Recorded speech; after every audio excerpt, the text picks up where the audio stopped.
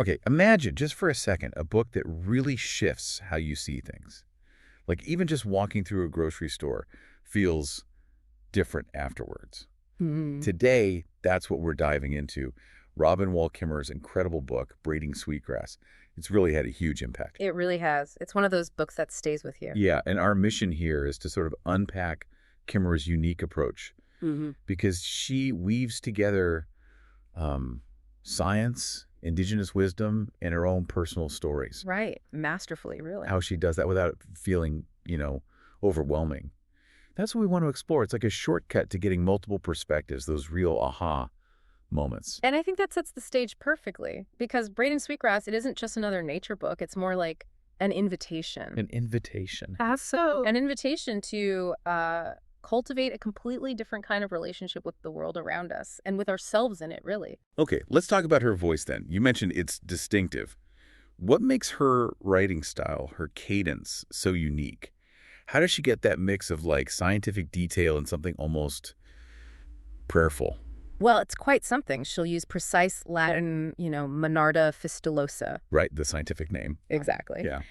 And then in the next breath, she might use indigenous grammar, like describing it as the plant who is known as the one who sits in the west. Plant who? Yes. And that oscillation, it's very deliberate. She refuses that either science or story. She insists on both hands. So it's not a conflict for her. Not at all. It actually deepens the understanding, breaks down those walls between, detached observation and lived experience. Her language itself embodies the reciprocity she talks about. And that style, it's so lush, Yeah. but not sticky sweet, Yeah. precise, but not cold or clinical. That's a great way to put it. It makes you feel like she's really listened hard before writing. When she describes sweetgrass curing, you almost smell it. Or braiding it for unity, you can almost feel it in your hands. It pulls you right in. Yeah, that sensory immersion is incredibly powerful. It feels very direct, like she's speaking right to you. But, and this is key, she doesn't sacrifice the science for the poetry, does she? She's still a trained scientist. Absolutely not. She can explain something like photosynthesis with total clarity, like textbook level clear. She lays out the biological facts. Okay, so she gives you the hard science. But then immediately after, she reframes it. Photosynthesis isn't just biology, it's an ethical lesson. It's generosity. Generosity. How? Well, plants take sunlight, convert it to food, and then they just give it away. That's the biochemistry. Huh. I never thought of it like that. Right. And her question then is profound. If plants can do that, practice this incredible generosity without, conscious thought, what's our excuse? Wow. Okay. That hits hard. It really challenges that whole idea of nature as just a resource for us to take. It positions nature as a giver and us as, well, hopefully grateful recipients. That reframing is powerful, seeing a basic biological process as giving. And she pushes this idea of relationship further with language itself, right? The grammar of animacy. Exactly. She talks about how many indigenous languages treat other beings, plants, animals, rivers, as subjects, not objects. So not the tree that stands, but the tree who stands. Precisely. Yeah. And she argues, very convincingly, I think, that this isn't just anthropomorphism. It's not projecting human stuff onto trees. It's actually more accurate. More accurate how? Because trees do stand, they breathe, they communicate in their own ways, they remember past conditions, they're active agents.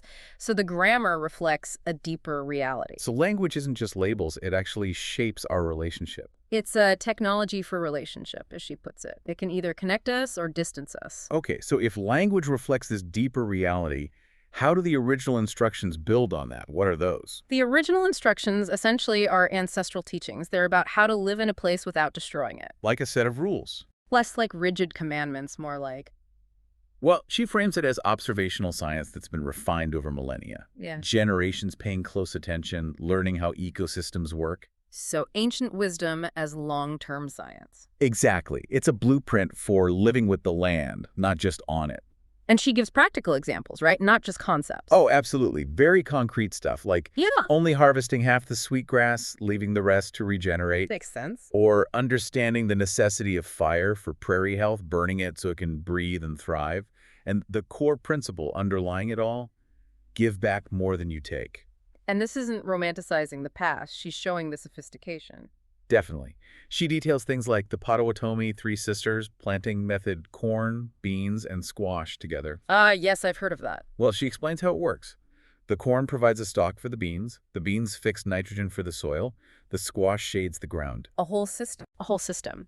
And she shows how this polyculture often outyields modern monoculture, how mutualism actually outperforms individualism. Her point is that sovereignty, true independence, is ecological. It's about relationships. That's fascinating that ancient methods based on cooperation can be more productive. Mhm. And you mentioned she talks about reciprocity, not just sustainability. What's the real difference there for us, the listener? That's a really key distinction she makes. Sustainability, the way we usually talk about it, often implies just maintaining things, holding steady, trying not to make things worse. It can feel a bit static. Right, like damage control. Exactly. Reciprocity, though, demands more. It's an active, ongoing relationship, a give and take. You're not just taking less, you're consciously, actively giving back. So sustainability is the floor. And reciprocity is the ceiling, maybe? It's aspirational. Sustainability might ask, how do we lessen our impact here? Reciprocity asks, how can we contribute to the health of this place, and what gifts does it offer us in return? Can you give an example? Think of a garden. Sustainability might mean using organic methods, not over-harvesting. Reciprocity is more like tending the soil, saving and sharing seeds, composting, maybe singing to the plants, celebrating the harvest. Seeing yourself as truly part of that cycle, it requires way more engagement. That really does reframe things. It's not just about not harming, but actively participating, Yeah. giving back.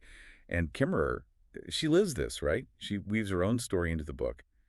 How does her personal journey act as, like, data for her arguments? Completely. Her memoir isn't just decoration, it's evidence. She talks about her childhood, her struggles fitting into academia as an indigenous woman. I remember reading about her first day as a professor. Yes, being told objectivity meant erasing her heritage. She calls it documenting a controlled experiment in cultural genocide. So powerful. Wow. And she shares her failed attempt to learn Potawatomi from a dictionary, or her daughter refusing to speak the language of conquest. These aren't just anecdotes. They illustrate the very disconnection she's analyzing and the potential for reconnection. So her life is the data, in a way, Yeah. showing how these systems work on a personal level. Exactly. And showing that reciprocity is learnable. Like her daughter's question. Right, why would a plant help us if we don't help it? Kimmerer calls that empirical evidence that reciprocity is teachable. It comes naturally to a child who hasn't unlearned it. And that story about the wild strawberries, taking her students, asking them to leave offerings. Yeah, hair, songs, stories. And when a student asks, but what does the plant want? The answer is so simple but deep. Respect, attention, gratitude. But how does she make sure that's not just sentimentality, leaving a song for a strawberry plant? Because she connects it back to ecology. She explains these aren't just gestures, they're ecological feedback loops. Feedback loops. How? Well, she cites research, for instance, suggesting plants that are tended with gratitude, maybe even thanked, actually produce more phytochemicals, the compounds often used in medicines. Seriously. So gratitude isn't just a nice feeling. In her words, it's good husbandry. It's practical. It influences the ecosystem in measurable ways. Gratitude is good husbandry. So that's a concept. Okay, but the book isn't all beauty and connection. It tackles loss too, right? Grief. Oh, definitely. She looks lost right in the eye. The near extinction of sweetgrass itself, the loss of the Potawatomi language, the death of her mentor. That must be hard to write about and read about. It is, but she treats grief differently, not as something to get over, but as a teacher. She literally offers sorrow as compost for hope. Sorrow is compost. Yeah. Think about the ritual she describes, burning sweetgrass at the end of the season. The smoke carries gratitude, yes, but also mourning. She calls it the smell of ancestors arriving. It connects past and future, loss and continuation. So acknowledging the sorrow fuels the commitment to restore. That's the idea. It's not about wallowing. It's about letting the grief deepen your connection and resolve. And how does that philosophy translate into her actual teaching? Her restoration ecology classes sound unique. They really do. Forget standard tests. Her students are graded on how well they actually restore a piece of degraded land on campus. Wow. How do they measure that? Success is measured in relationships restored, our pollinators coming back, our neighbors getting curious and asking questions, our kids learning the names of the plants. It's about the whole web. That's incredible. And the final exam, the potluck. The potluck, where each dish has something the student helped grow or forage. She tells that story of a student almost in tears, explaining how gathering acorns for bread taught her patience from the oak tree. And the university committee is baffled. The oak is not her perfect line. It just shows this deep embodied learning that goes way beyond memorizing facts. That's such a powerful model for education. Yeah. So the book's impact seems huge, way beyond academia. What's its legacy been like in the real world? It's been pretty remarkable. Yes, it's cited in UN reports and taught widely, but the really significant thing is how it changes everyday actions for people. Like what? People genuinely report doing things like, well, apologizing to tomatoes they forgot about in the fridge, or thanking bees, or consciously leaving the last mushroom in a patch. Small acts. Small acts, exactly. But Kimmerer argues they add up, they accumulate like mycelium, connecting individuals back into the ecosystem. It's a quiet revolution in perception and behavior. It's amazing that a book can do that. But surely it's faced some criticism. Ideas this big often do. Oh, for sure. Some critics worry it might romanticize indigenous knowledge, maybe boil down complex systems into neat little aphorisms. Like Instagram-ready wisdom. Kind of.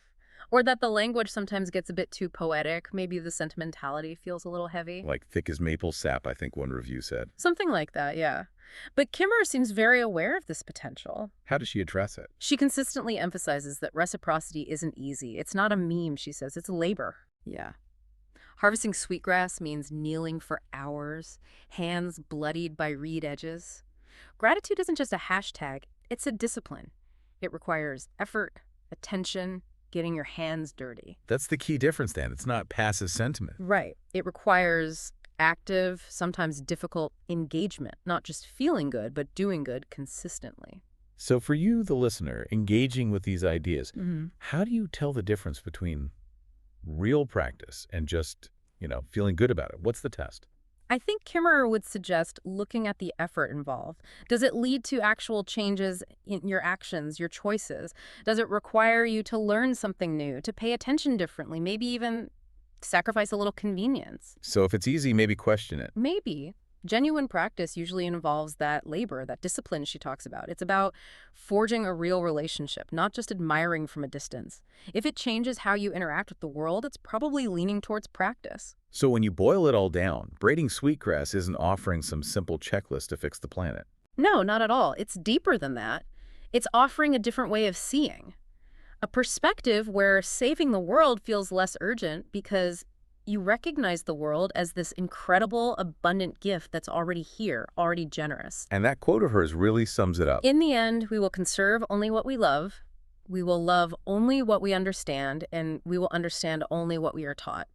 It puts the responsibility right back on us, on learning and loving. So consider yourself, our listener, the newest student. Maybe after this, you step outside and just listen. Listen for that hush of photosynthesis, that small green grammar of reciprocity she talks about. It's been speaking all along. Waiting for you to answer. Isn't it an amazing journey to this book today? It really does make you think differently. That's the power of it, to step outside, listen deeply, and really engage with the world as the incredible gift it is. The question is, what will you do with that understanding now?